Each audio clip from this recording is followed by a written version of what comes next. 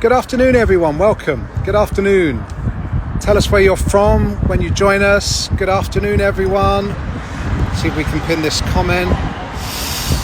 Come on. Oh, please don't disappear. I've got to pin this comment. Give me 1 second, everyone. Just trying to pin the comment. There we go. Good afternoon, everyone. When you're joining us, tell us where you're joining from. I'll introduce myself in a moment. Welcome to London. Oh, we're up to 20 already. That's great. Where's everybody from? Everybody having a nice day. So it's 3 o'clock in London. What time is it in the world, wherever you are? And thank you for taking the time to join us today. Well, we're up to 30 now. Well done, everyone. Let's keep going. Tell us where you're from as you join us, guys. Fantastic. Oh, we've got Athens is in the house. Hi, Athens. We've got Maureen from Surrey. Hi, Maureen. How you doing? We've got coffee shops. Wow, people from all over the world. Nice to see you guys. We've got somebody from the UK. Hi, Lizzie. How you doing? Montreal, Canada. Wow. Umbria, Italy. Fantastic. Hope the weather's good there. A little chilly in London today. We're at about mid-60s or 15 or 16 degrees. We're into the 30s. Hi from Edinburgh. Minnesota. But it's a little bit chilly there. Good morning, good afternoon, Paris. We've got India is in the house. Wow. Nice to see you guys. Just going to give it one more minute. We'll get a few more people in and then I'm going to do a night. Thank you. It's an authentic British accent. I saw you. Israel is in the house. Well done, everyone. York, great city, York. My friend Dave, you're going to be meeting him in a minute. He's a Yorkshireman. Welcome from sunny Florida. Great. Deep, dark Kent. Hopefully not too dark today. Well done, everyone. Good afternoon to you all. My name's Pepe Martinez, typical London guide name for you, and I'm a London Blue Badge tourist guide. There's about 900 of us in London. We go to school for 2 years to learn to get this badge, and it allows us to guide in all of the major sites and museums in London. But we all specialise in different parts of London, and I specialise in the East End. I was born here, I've lived here all my life, and it's the tour we're going to give you the highlights of today. Now, like many of you, we went into lockdown on the 23rd of March, and so we've had very little business, in fact no business at all, and so we're reaching out into the virtual world by giving you a little taste of London. So hopefully when lockdown and travel restrictions end, London will be at the top of your list and you'll come over and join us. Now I'm assisted today by my really good friend Dave. There's Dave, he's going to be on camera. Dave's going to be taking your questions as well, and we're going to spend about 45 minutes together, and it's going to be pretty much a highlights tour. And if you're all well behaved, we'll also go and visit one of the best chocolate shops in London. It's called Dark Sugars, and they're going to make their signature hot chocolate for us live on camera. Now we've got to do a birthday shout out to David Rogers. It's his 60th birthday, so welcome David. If we've got any other birthdays, please do let us know. Now I'm going to hand you over to Dave now. I'm just going to spin the camera around, and there we go, Dave. Just give us a thumbs up if you guys can hear me, and hopefully you can see this incredible church behind. So we're going to start with one of the most famous churches in London. It's called Christ Church, Spitalfields. Now this church is 300 years old, built in the 1720s. Now that's pretty old. Not very old for London. We've got even older churches than that. The church was built by a very famous architect called Nicholas Hawksmoor, and he was the pupil of Christopher Wren, the man who rebuilt London after the Great Fire of London in 1666. Blah, blah, blah, blah, blah. That's all the boring stuff. I think you guys want a little bit more. Do they deserve more, Dave? Oh, they definitely deserve more. How about this? When I was a kid, this church was falling down.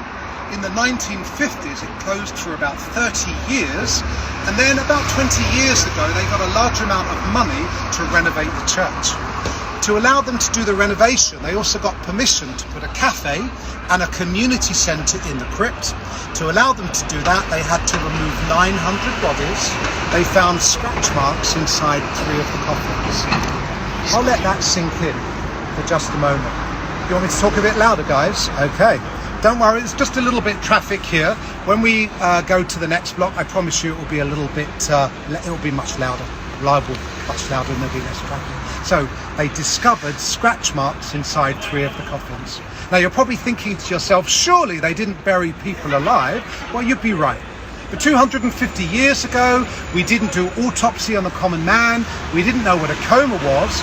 And in the 1750s, so many people were being buried alive, we actually stopped putting the coffins below ground immediately. We would put the coffins into a room where we would drill a hole through the coffin, tie a bit of rope to one of the limbs, the ropes would come out of the coffins, and there would be bells attached to the end of the ropes, and they would pay someone to listen to the bells in case you awoke after burial.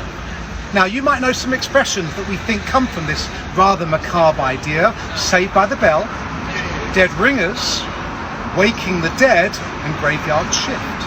They also found cages around 2 of the coffins to stop the body snatchers, because don't forget, you were worth more dead than alive. There was actually a black market to dig you up after you died and sell your body to the medical hospitals so they could do all kinds of experiments on you. So the idea was that by putting a cage around the coffin, it made it impossible to get the coffin out. Think about that when you go to bed tonight. Now, just before we move on, we've got to show you a very famous East End pub, the 10 Bells. Let's just swing round really quickly. If you guys just have a look up here, you should be able to see the famous 10 Bells pub. Now, this pub has been here for about 250 years, and it's very, very famous for one particular reason. Let's move up just a bit, Dave, where it's a bit quieter, and we'll tell everyone. Hopefully they can hear me as we walk. It is said, and you guys should know whenever a tour guide says the words "it is said," it's a great story, but it's probably rubbish. It is said that all 5 victims of Jack the Ripper drank in that pub. Now, the Ripper connection was so strong that in 1974 they actually changed the name of the pub to the Jack the Ripper. Let that sink in for a minute. We had a pub in London named after a man who brutally murdered 5 women. You could go into the pub and buy a blood red drink for £1 called a Ripper's Tipple and Ripper merchandise. I kid you not. It remained this way for about 15 years, but you'll be glad to know that by the late 80s, we had evolved more as a species, and so in 1989 they changed the name back, and today they want nothing to do with Jack the Ripper. The man walking past us now might have a few things to say about the area. It's Dan Cruikshank, ladies and gentlemen, very famous historian who lives in Spitalfields. Anyway, but if you do come to London and you want a traditional English pub, make sure you check out the famous 10 Bells. Okay, should we go for a little walk, Dave?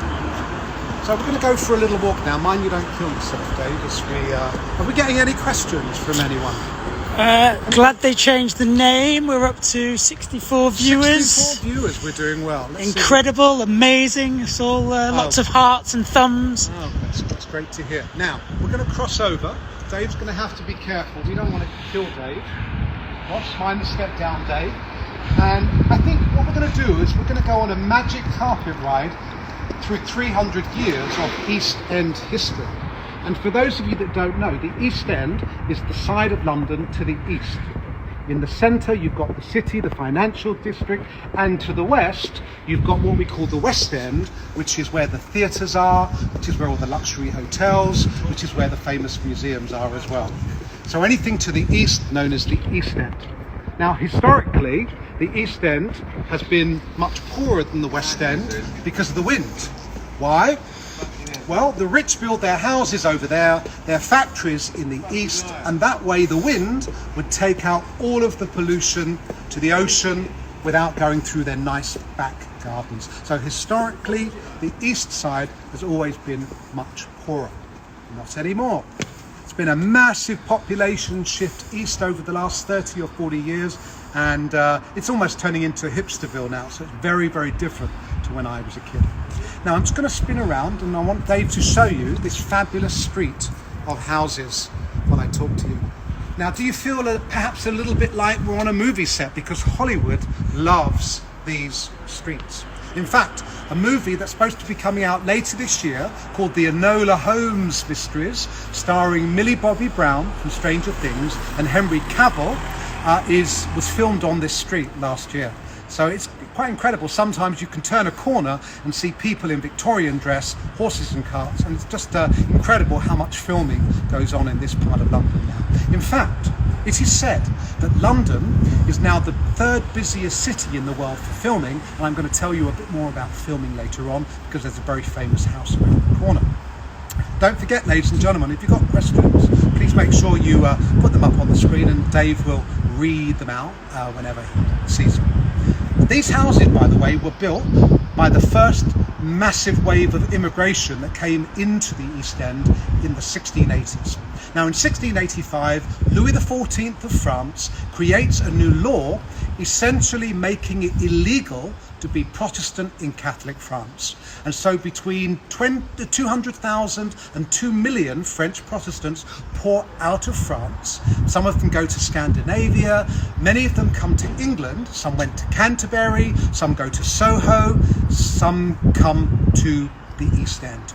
Now the ones that settled here were silk merchants and silk weavers, very wealthy silk merchants, and they built these incredible houses. So I'll be telling you a little bit more about that as we walk.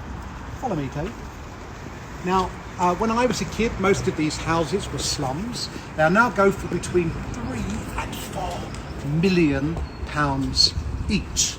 So they're much larger than they look. So I want you to imagine the silk weavers would have had their showrooms on the ground floor. They would have had their living accommodation in the 2 rooms above, and then in the attic room they would have had their looms.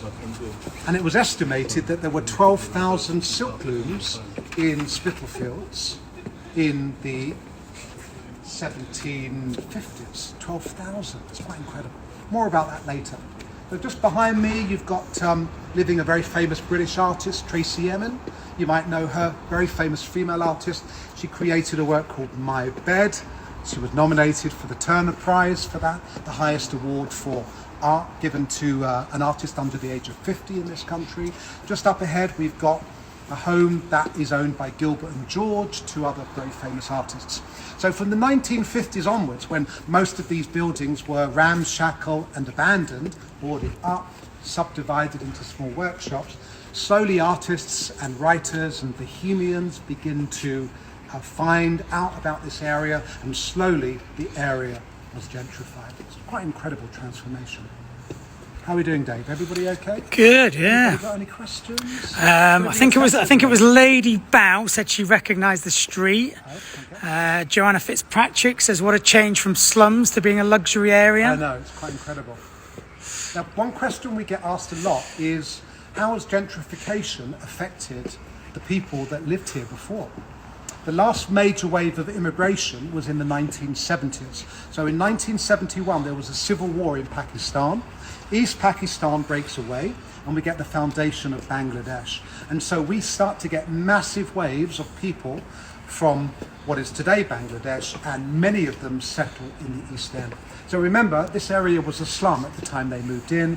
So people often ask us, how has it affected them? Has it priced them out of the area? Well, the thing with gentrification, it's going to affect people in different ways. But if you can say that gentrification improves the well-being of the people who live there, more money going into health, more money going into education, more money going into public facilities, well, hopefully, kids born in the East End today will live a little bit longer than the generation when I was born here in the 1960s. Now, I'm going to spin around and I'm going to talk about this incredible building that Dave is going to just give you a quick panoramic of. Now, this building is quite remarkable, and this single building encompasses the entire story of the East End. And remember, we're talking about 300 years, because it was built in the 1740s. Could you show them the sundial at the top, Dave? Built in the 1740s. Hopefully you can see the date up there. Umbra sumus, we are but shadows. Because this was built as a French Protestant church for those French Huguenots that I mentioned earlier. And what I haven't told you yet is in the 1880s, we get a massive influx from Eastern Europe of Jews. So this building in the 1890s was converted into a synagogue. It was then converted into a mosque in the 1970s for that last major wave of immigration that I told you about. Come back in 10 years, it'll probably be a hipster cafe. So single-handedly, I think this building encapsulates the entire history of the East End. Probably unique in Europe, but anyway, hopefully you'll come to London and we can show it to you in person. Duracell man asked, what's your favourite part of London? Oh, very good question. What's my favourite part of London? I would say the East End. Not just because of the history, but because of what it is today. So if you guys are up for it, I'm going to show you a work by the world's most famous graffiti artist, Banksy.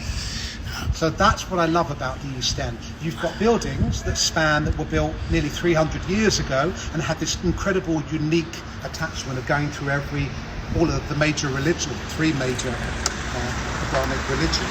But then you've also got the world's most famous graffiti artists doing pieces in this area as well. Sophie Malerba says, great hair. Thank you, Sophie Malerba. And Julian says, it's amazing to see the street so quiet. I know. So now we should point out, of course, we are not in full lockdown. We're in kind of demi-lockdown, so we are allowed out. From the 15th of June, all of the shops are going to reopen. And then from the 4th of July, all of the restaurants are going to reopen. Now, 4th of July to our American friends is a major deal, of course. So we're going to be partying much more than we normally would in Britain on the 4th of July. So, yeah, it's going to kind of take on a whole new resonance to us as well. So, ladies and gentlemen, we're now walking down one of the most famous streets in the East End. It's called Brick Lane. Do you want to just give them a quick panoramic, Dave, just to show them how quiet the street is? So Brick Lane is famous for a number of reasons. The name comes from brick kilns that were here 450 years ago. They made bricks in this area, so the soil was very clay-like. Just have a look to the right, Dave. Have a look at the old business zone. It was one of the last Jewish businesses on Brick Lane. They used to sell paper bag and string until it closed down in 1994. It's now a posh art gallery. Good afternoon, chaps. You doing okay? Well, it's nice to know that he's still around here.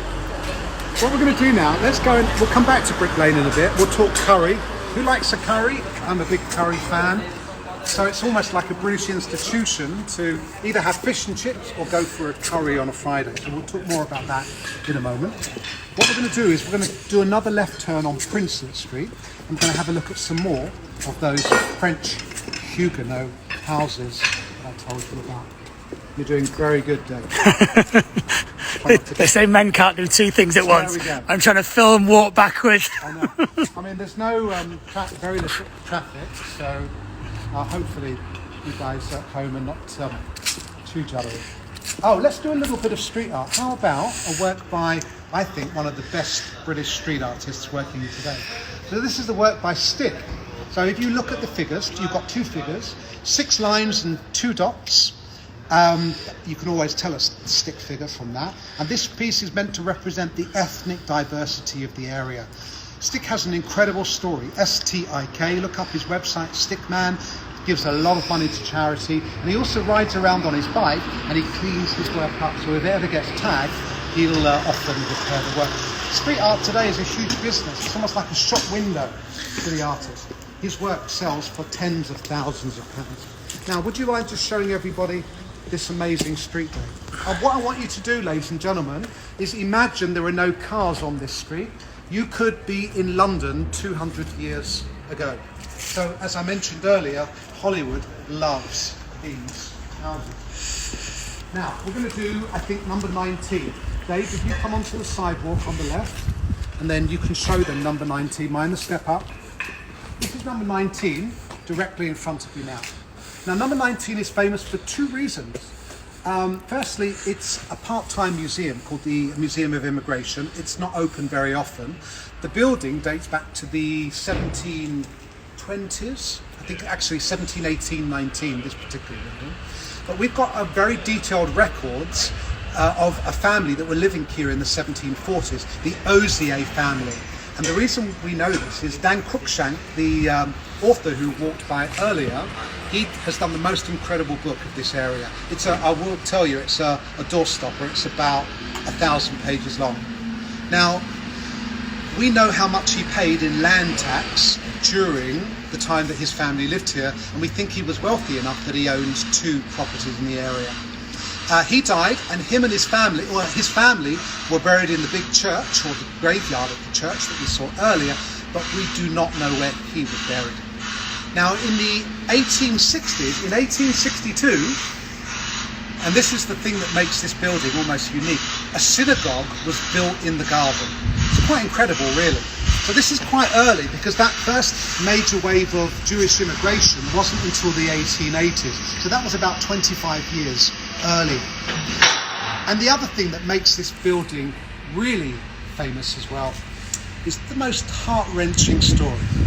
Now, in the attic room, Dave might just be able to give you a little cheeky glimpse.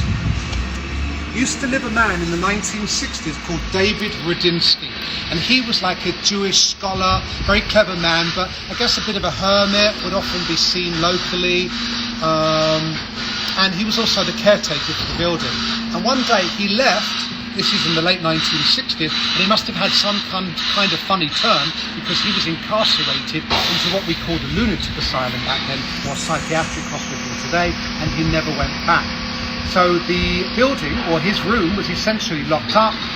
Nobody went in again for at least a decade, and they got permission to open the door, and it was, you could imagine, covered in cobwebs. It was like something out of Great Expectations. So a local couple of writers, Ian Sinclair and Rachel Lichtenstein, have done a book about this story. It's called Rudinsky's Room, so do make sure you look it up. Let's move on to another one of the famous buildings. We've got a lot of love for curry and a lot of love for street art. We love curry, we love street art, like a bit of history as well. And yes, Alex kindly tagged Dan Cruikshank's book for us as well. Oh, fantastic, well done. Yeah, the sun's coming out now. Somebody's saying Sun's it looks out, like it. everyone. Should we go and stand in the sun? So we're going to do number 4, Princelet Street now. Number 4 Princelet is very famous because it's seen often in movies and TV adaptations. So you go up there, Dave. I'll come into the street and just give them a quick view of number 4. Look how incredible this building is. Now, you're probably thinking it looks much older than the rest of these houses. Not older, just less restored. Guys, this is what happens when you don't use moisturiser, your face falls off.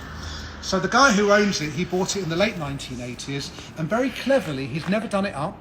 When you walk inside, it's like stepping back in history. And so, as you can imagine, Hollywood loves it. Now, probably the most famous film that was shot here was a Daniel Radcliffe film. It was his first film after the Potter franchise, a horror film. See if anybody knows the answer. That's a little quiz question. What was Daniel Radcliffe's first movie after Potter? See if anybody gets it. And then a more recent film with Carey Mulligan, Helena Bonham Carter and Meryl Streep called Suffragette, shot here a couple of years ago as well, and oodles of other Dickens adaptations and movies as well. So anybody got it yet, Dave? No answers yet. Daz asks, I was too concentrating on the comments and focusing if you'd answered already. No, is there anybody living there? Oh, good question. The guy who owns it, he doesn't need to live there. He's got another place, but I do see him coming and going occasionally. But I would say it's almost certainly haunted, not the kind of place I would want to live in. The rest of these houses, by the way, have all got nice white ceilings and downlighters, so I would suggest these are not haunted. But number 17 across the road, 17 Wilkes, has got the most incredible door knocker. Let's go give them a close-up of that incredible door knocker today. Isn't that amazing? Quite creepy as well, actually. Right, ladies and gentlemen, we're moving on now. Hopefully you're still with us. Woman in black. Woman in black, well done. Oh, somebody guessed Taylor of Panama. Taylor of Panama. But Woman in Black. Yeah, we've got quite a few people saying the Woman in Black. Now, why do so many films like this film in London? Because we make it very generous for them. If you spend $100 million filming in London, we'll give you $20 million back in tax relief. So it's incredible what a great filming city London has become. Now, for those of you that have just joined us after we started, or joined us halfway through, my name's Pepe, I'm a London Blue Badge tourist guide. I'm with my lovely colleague David Drury, also a Blue Badge tourist guide. We're in lockdown or semi-lockdown like the rest of you guys. We haven't had a paying client for 3 months, so Travel Curious have very kindly given us their Instagram, and we're coming to you live from the East End.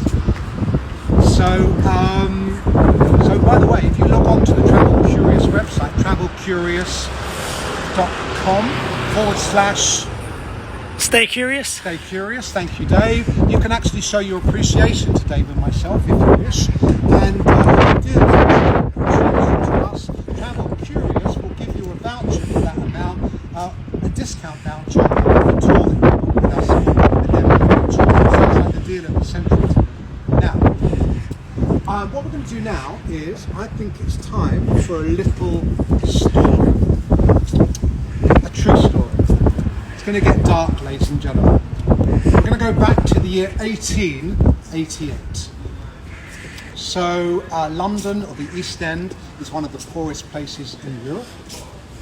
And as you can imagine, it's not nice to live.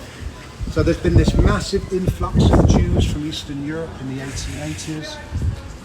But a series of murders begin to occur in 1888. And what we're going to do now, mind the tree, Dave, is we're actually going to stop in front of number 29 Hampshire Street, and I'm going to tell you the story of one of the 5 murders of Jack the Ripper. Don't worry, ladies and gentlemen, it won't be too graphic. I'll leave you, I'll just give you a little tantalising glimpse into the story, and hopefully you can go and do your own research, and when you come to London, you can take a tour. Now, you're going to need to use your imagination. Can you just show them the number above my head, Dave? Hopefully you can see the number 29. Now, the building we're standing in front of is a 1960s car park. But if Dave can just spin round and show you the buildings on the other side, all of the buildings across the road would have been here in the 1880s. So there would have been a ground floor shop. It was called Grill and Co. It sold horse meat and cat food. Nice combination. And then there would have been a doorway and a staircase going up to the upper floors. 3 floors. There were 17 registered people living in this house. 17. Now you're probably thinking, wow, that's quite a lot. Now, that was about half the average. It would have been normal to have had 6 rooms, 6 people per room, 36 people in one house, all sharing a building with no electricity, 1 cold tap for the whole building, and 1 outdoor non-flushing toilet. Just have a think about that. On the 8th of September 1888, it's 5:30 in the morning, a man and a woman are seen standing here having a conversation. The witness, a woman, gets a look at the man and said he was a bit foreign looking, which, by the way, was probably veiled racism. That was her way of saying he was probably a Jew, but he was of shabby, genteel appearance. So it's all good. The witness hears a conversation between the man and woman, and she hears the man say, "Will you?" And she hears the woman say, "Yes." She then watches as they go through the door of number 29. That was at 5:30. 30 minutes later, a man called John Davies, who lived in the attic room, is getting up to go to work. He puts the kettle on to make a cup of tea, because you know the Brits, we love a nice cup of tea in the morning. He gets dressed, he needs to go for a pee, so he comes down to the ground floor to use the toilet, the privy. He goes out into the back garden to use it. As he opens the door, he gets the shock of his life, because there he finds the mutilated remains of a woman's body. He runs out into the street to raise the alarm, "Murder, murder!" And very quickly the police are called. Her name would prove to be Annie Chapman, and she would become the second victim of Jack the Ripper. So there we go, ladies and gentlemen, just a very small part of the Jack the Ripper story. Now, you can go on various types of Ripper tours. If you want a new book that's been published about the Ripper murders, it doesn't focus on the murders at all. It actually focuses on the lives of the 5 women. It's by an author called Hallie Rubenfold. It's called The 5. So if you want a kind of the most up-to-date interpretation of the Ripper murders, then that would be a good book. Otherwise, you'll find all the regular books online. Right, let's have a look at the time. Dave, hand me the camera. I'm going to spin it around. I'm going to send Dave off. Hello, everyone. So it's me again. Dave's just going off to just tell the chocolate shop that we're coming. How's everybody doing, by the way? Great book. Well done, Sophie. Yep. So amazing that the buildings are so old. So what we're going to do now, ladies and gentlemen, I think you all deserve it. How about a little visit to a chocolate shop. So we're going to go to Dark Sugars, which is, I think, one of the best chocolate shops in London. And the amazing thing about this chocolate shop, firstly, it's not part of a huge company, it's privately owned. We'll call her the Chocolate Lady. So she's from Ghana originally. I was having a chat with her earlier. So she grew up in the East End, but then went back to Ghana to learn how to make chocolate. She then comes back to London, and then she goes into partnership with the Chocolate Man, and they open firstly one, then two chocolate shops on Brick Lane. They've got another one in Greenwich, and she told me earlier, hot off the press, that they're opening up a flagship store. So when lockdown ends, don't worry, I'll be one of the first people in the queue, in the line, when the new chocolate shop opens. Now, what they're particularly famous for, and by the way, this is Dark Sugars over my shoulder now. Now, they're kind of not open to the public in the normal way, so they're doing ice creams and chocolate and coffee to go. Now, we're going to go and meet Eleanor, who's one of the ladies, lovely ladies who works here. And she's a little shy, but she's agreed to talk to us and show us how she makes their signature hot chocolate. So I promised I'd be very easy on her. So I'm just going to give you a tantalizing little glimpse. Hopefully these guys have got something ready for us. You guys. So it's just going to be a minute, guys, while we get this ready. Sorry about that, not quite ready for us. So what they're going to do for us is make their signature hot chocolate,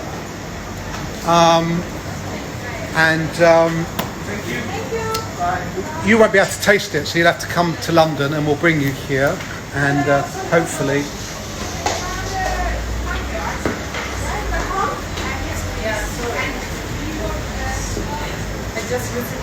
no worries. They're just making an order for somebody else, but hopefully we're ready to go. How's everybody doing? Anybody got any questions? Oh my God, I want to be there. That's so amazing. Yeah, it is amazing. I'm actually on a diet at the moment, so I'm not even going to have it myself. What we'll do after this, by the way, we haven't forgotten, we want to show you a Banksy, a piece by the world's most famous graffiti artist.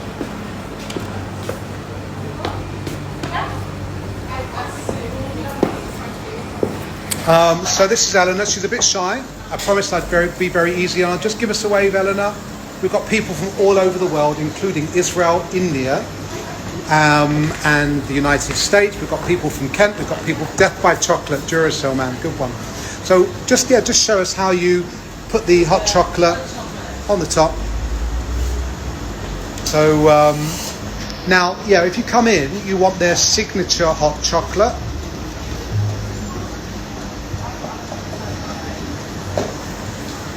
Looking forward to that. Yeah, we haven't forgotten. We're going to show you a Banksy. Actually, we're going to come back in 1 minute.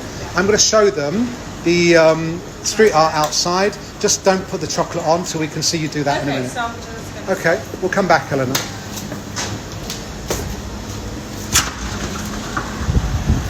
Okay, guys, not quite ready for us. We'll come back in 1 minute. Can only ask so many times, but there we go. How about this incredible bit of street art behind me?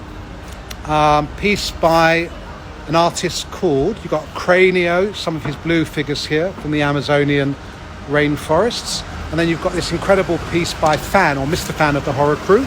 I'm going to hand you back to Dave so we don't get anybody killed. Here we go, Dave. And let's have a quick look at probably the most famous bit of street art I'm going to show you today. We're going to have a look at the Heron of Hanbury Street, which is this incredible black and white bird. Hopefully everybody can see that. Now, this is by an artist called Rower. He's from Ghent in Belgium, and it took him just 8 hours to create this work. 8 hours. So he uses a cherry picker, by the way, and he only paints animals, from the city where he can be found in the city where he is. So in London we've got a heron, a rat, a pig, a porcupine, a squirrel. In Sydney you'll find koalas and kangaroos. In New York, in Brooklyn, you'll find rats and rabbits. So check his work out, and perhaps you've got a rower in the city where you live. And we'll do one more quick artist before we pop back in. Look to the left. Can you see that incredible figure? Now, if you look carefully at that figure, can you see he's wearing a black hat? And then can you see the red jacket hanging from the building? Can you see that? Yeah. So that's one of the Queen's guards busting a move. I'm not sure how the Queen would feel about one of her royal guards that are normally at Buckingham Palace busting a move on the side of the building. But it's an artist called Martin Ron, and he calls himself an urban surrealist. He's from South America. So look him up, Martin Ron. You might have a Martin Ron in your city. Should we go back and see if we can do chocolate? How's everybody doing? Oh, we've got 10 more minutes. So I think we'll just see the chocolate going on.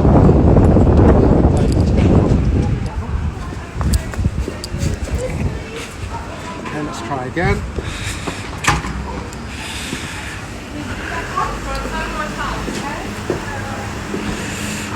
So here's the chocolate going on. This is the best bit, of course. You've got white chocolate.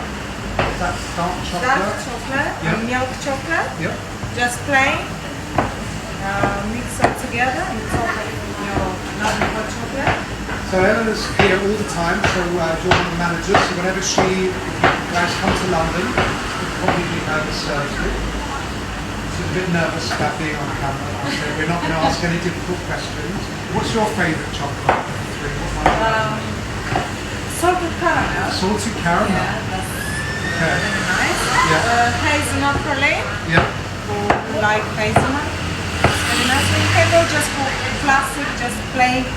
All these three chocolates, Yeah. a little bit of cocoa powder inside, and milk. You know you're driving everybody crazy who's watching. That's fantastic. But it's what she does with all these shavings I think you're going to enjoy. Here it comes. So they've made the chocolate paste, they then stir it up, a little bit of froth on top, and then this is what they're famous for. So yeah, get the logo in so everybody can see it. Come down a bit. Hearts Dave. are going crazy. This is what you pay for when you get their signature hot chocolate. And don't forget to ask for the shavings as well. How amazing is that? Wow, Hearts are going nuts. There we go. And just add some on for who love chocolate. Oh, there we go. So just to remind you guys, this is Dark Sugars. Eleanor, the manager. We're on Brick Lane. So make sure that when you come to London and you do your tour of the East End, make sure if I'm me or Dave and not your guys, make sure you get this up. Insist on coming to Dark Sugars. It will be the best experience. Eleanor, thank you very much. Welcome. Thank you. Enjoy the rest Bye. of your day. Yeah, I'll open the door for you, Dave. Enjoy the rest of your day, guys. See you soon. Thank you. Mind your head, Dave. Okay, guys. Hopefully you enjoyed that little spot. You're probably thinking, what the hell? He didn't drink the hot chocolate.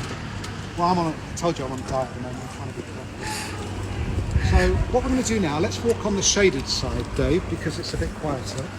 I think to finish, what we'd like to do is find the step up, Dave. I think we'll finish with a little bit of street art. So we've left Brick Lane behind. Brick Lane, by the way, is the most famous street in London for its curry. According to the Bangladeshi High Commission, there are more than 50 curry houses on Brick Lane. Legend has it, all linked by underground tunnels to only one kitchen. Whatever one you go to, the foods are the same. That's a joke, by the way. So it's almost like a national institution going for a curry. By the way, we don't say Indian because don't forget, you've got an Indian curry, you've got a Pakistani curry, you've got a Bangladeshi curry. And I'll tell you something amazing. 90% of curry houses in Britain are either owned or run by people from Bangladesh. It's quite incredible. Okay. Now, you can walk to the side of the tank if you want. You don't want to get too cute. Are you ready for the finale, ladies and gentlemen? I think we're going to finish with a piece of art by the world's most famous street artist, Banksy. Now, hopefully you know who Banksy is. And by the way, if you don't, the incredible thing about Banksy, by the way, is that he can be so famous, but really, mind the bottle, Dave, but totally anonymous. So we think we know who he might be. You can probably find out information online, but on a worldwide, on a public level, but it has no face at all. It's quite incredible in the modern world. What we're going to do now is we're going to walk into the old brewery. So this is the Truman Brewery courtyard. It's called Dray Yard. They've been brewing beer here since 1666, and in the 19th century it was the largest brewery in the world. Now, mind the step up, Dave. Can you just show them all these incredible, fantastic old buildings? So this whole thing was the brewery at one time. 11 acres of buildings. Dave just giving you a quick panoramic.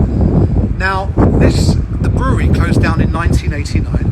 And then this was all going to be demolished, and a woman called Lulu Kennedy was taken on to start renting out the spaces, and she was really careful how she curated it. So today there are 250 different companies in the brewery, and it's really been a big kind of part of the regeneration of the East End. Now, Dave, can you just show them some of the street art just ahead there? You might be able to see some black and white tiles. That's a piece by Invader, probably the world's most famous French street artist. To the right of the black and white tiles, you might be able to see a shepherd farer. You can see the Obey image. He was here a few years ago for an exhibition. Before we talk about Banksy, let me just show you this incredible work directly in front of us now. So this is the work of an artist, a Portuguese artist called Vils. His real name is Alexandre Farter, and he shot to fame at the Cannes Festival in 2008. You're probably thinking, hang on a second, street artist, film festival, what's that about? Not that kind of Cannes Festival, think Spray Can Festival. So in secret, in early 2008, Banksy, the world's most famous street artist, hired a tunnel underneath Waterloo Station. He blocked off the tunnel and then put up notices and made it look like the council were doing building work. He then invited 30 of the best street artists in the world to come to London, and in secret they blitzed that tunnel with street art, and then it opened to the public the next day, and 30,000 people went through in the first 3 days. It caused a sensation. Now Banksy chose this unknown Portuguese artist Vils to do a work next to his own, and the Times newspaper thought that Vils' work was so good they put it on the front cover of their national edition the next day. Should we give people a close-up, Dave? It's actually done in relief. If you look carefully, he uses a Makita hammer drill to literally chisel out the concrete to create these incredible artworks. And on that note, I think we'll finish with Banksy. Now, I'm not going to give you a screen a stencil. What I'm going to give you is a piece of sculpture. So hopefully you can see this dark pink car. It's covered in perspex to protect it. And Dave, can you make sure they can see the front window with the wooden board? There's actually something missing. The piece is called Triumph of Death. It's called that because this is a Triumph motor car made in the 1960s, and there used to be the image of death in the window where the wooden board is today. That was stolen. That's on someone's wall waiting to be sold on eBay. It'd be worth 100,000 quid probably if it was sold. And so that's where the name The Triumph of Death comes from. So it's covered in plastic to protect it because Banksy fell out with another graffiti crew more than 10 years ago now. Team Robbo, and so about a third of Banksy's work was destroyed overnight, so that's why it's protected. Now the image of the Grim Reaper that I was telling you about is an image that Banksy has used quite a lot. It reminds me of, I think I'll do a very quick story for you, just to finish off, if that's okay. I'll just get my iPad out, hopefully I've got the pictures. This might go down in flames if I don't have the pictures to hand. Let's have a quick look. Yes, I do. So I'm going to tell you a quick story. I'm going to tell you a Banksy story. In May 2005, Banksy went to the British Museum, one of the world's great museums. Let's do a tour of there next week. And when no one was looking, he went up to room 49, the Stone Age room. And when no one was looking, he put a piece of his own work on the wall in the gallery. And it was a piece of rock with an image of ancient man. Let's see if they can see this, Dave. Is it clear? Sorry, it got a bit glare. With an image of ancient man hunting, but pushing a shopping cart, a shopping trolley. It stayed on the wall in the gallery for 3 days before they even realised it was not part of their collection. He did the same thing at the Louvre in Paris, the Tate Modern, the Tate Britain, and the Metropolitan Museum of Art. And so I think that's really typical of the kind of thing that Banksy does. So ladies and gentlemen, let's have a quick look at the time. It's 3:44. We were asked to do 45 minutes. We hope in our time together we've given you just a little glimpse, a little taste of how amazing the East End is.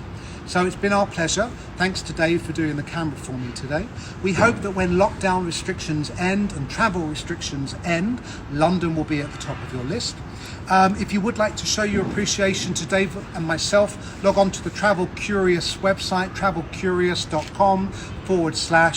Stay curious. Stay curious, and there'll be a way for you to show your appreciation. And as I mentioned earlier, if you do make your appreciation to Dave and myself, Travel Curious will give you the same amount back as a voucher for a discount on a tour booked at a later date. And by the way, also, I forgot to tell you earlier that about 100 pubs a month were closing before lockdown because people don't drink in pubs anymore. They do it at home now. So I promise you that anything you give to Dave and myself will be used to support the ailing pub industry in Britain. And I thank you very much. Thanks to Dave. Thanks to everybody for watching. Send more questions into Travel Curious. And don't forget, travelcurious.com/. Stay curious. Enjoy the rest of your day, ladies and gentlemen. And thank you for listening.